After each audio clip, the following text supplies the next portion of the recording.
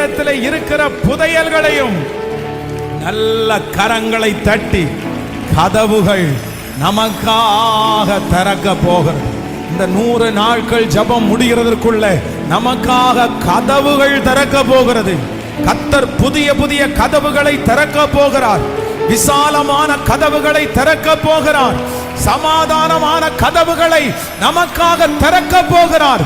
அடைக்கப்பட்ட கதவுகள் இப்பொழுது திறக்கப்பட போகுது. அடைக்கப்பட்ட சகல சூழ்நிலைகளும் மாறுவதாக. Thank you Jesus. ஆண்டவருடைய பிள்ளைகளே, இந்த இடத்துல ஆண்டவருடைய ஊழியக்காரர்கள் ஊழியம் செய்கிறாங்க அப்படின்னு கேள்விப்பட்டு அங்கே இருக்கிற ரோம அரசாங்கம் பயங்கரமான ஒரு கடினமான அரசாங்கம். அப்படின்னா யூதர்கள் ரொம்ப கடினமா இருந்தாங்க.